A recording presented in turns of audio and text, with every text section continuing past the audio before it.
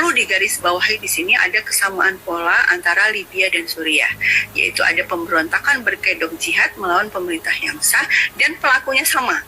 Pelakunya itu lagi, Al-Qaeda, Ikhwanul Muslimin gitu ya, Hizbut Tahrir, dan mulai 2013 muncul kelompok baru yang disebut ISIS. Sudah sering saya sampaikan juga pada video-video saya sebelum ini tentang gerakan mereka yang mengatasnamakan jihad, ingin menegakkan syariat Islam, ingin khilafah kan sudah sangat sering. Kita waspadai dan kita lawan bersama-sama gerakan-gerakan politik identitas, politik kepentingan, kekuasaan untuk kelompok mereka, tapi mengklaim menggunakan stempel Islam.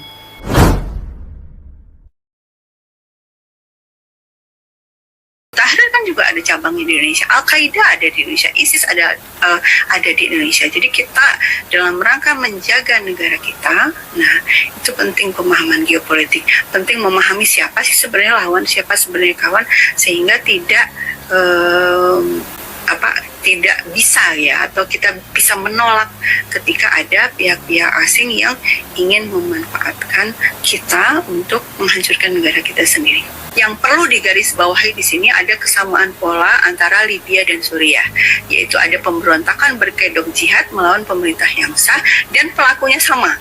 Pelakunya itu lagi, Al-Qaeda, Ikhwanul Muslimin gitu ya, Hizbut Tahrir, dan mulai 2013 muncul kelompok baru yang disebut ISIS. Bu Dina Sulaiman, pengamat geopolitik Timur Tengah.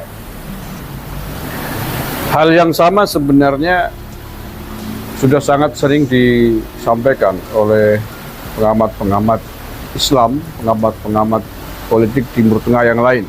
Dengan video yang tadi barusan kita saksikan bersama, saya hanya ingin mengingatkan kembali, mari kita waspadai apa yang tadi dipesankan, diperingatkan oleh Ibu Dina Sulaiman ini.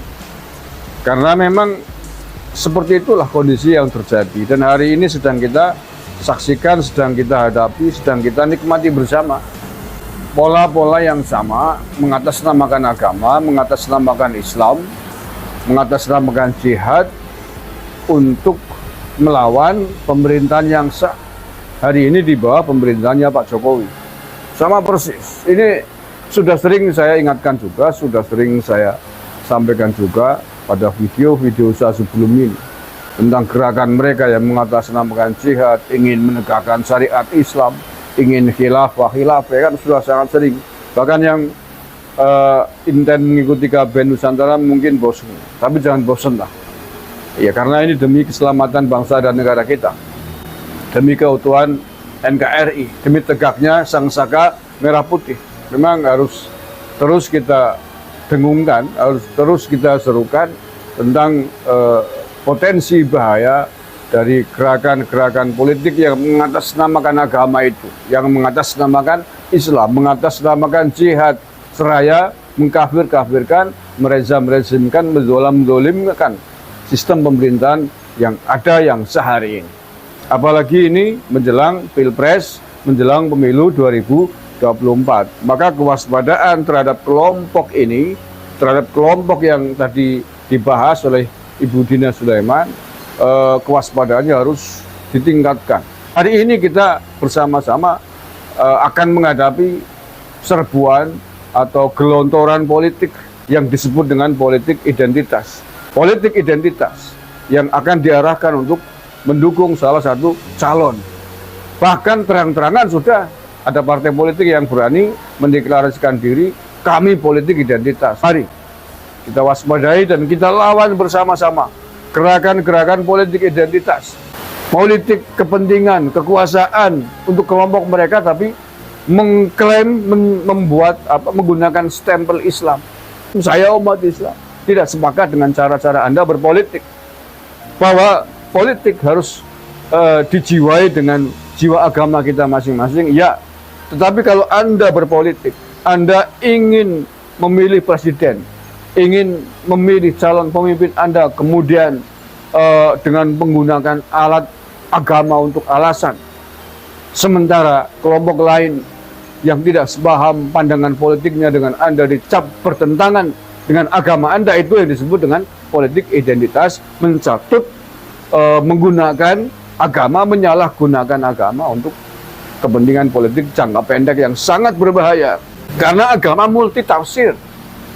Satu ayat dipahami oleh 100 kepala, bisa 100 tafsir. Maka kalau semuanya menggunakan tafsirnya masing-masing untuk kepentingan politik, seraya menyerukan jihad, maka yang terjadi niscaya akan terjadi perang, saudara, perang antara 100 kepala, antara 100 nyawa saling bertabrakan, dan ini sangat berbahaya sekali. Oleh karena itu, sekali lagi, jangan bosan-bosan, mari kita semuanya bagi bagian dari anak bangsa, bangsa Indonesia, punya kewajiban yang sama. Fardhu ain hukumnya untuk membela bangsa dan negara ini. Wajib hukumnya kita untuk mencintai tanah air yang kita diami ini. Bagaimana caranya kita mencintai tanah air ini? Di antaranya adalah dengan menjaganya dari setiap kekuatan, setiap kelompok yang ingin merusaknya. Setiap kekuatan, setiap kelompok yang ingin merobek kesaktian Pancasila, yang ingin merobek sang saka merah putih.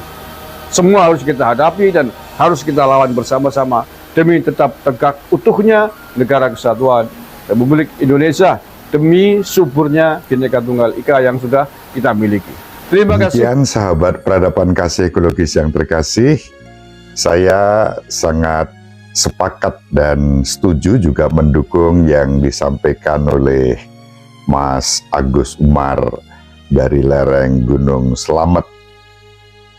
Selama ini perjuangan-perjuangan konkret melalui persaudaraan insani, ukhuwah insaniyah, merajut persaudaraan dengan semua orang yang berbeda, juga untuk menjaga NKRI dalam semangat Pancasila, Bhinneka Tunggal Ika, berdasarkan Undang-Undang Dasar 1945, itu yang selalu kita lakukan.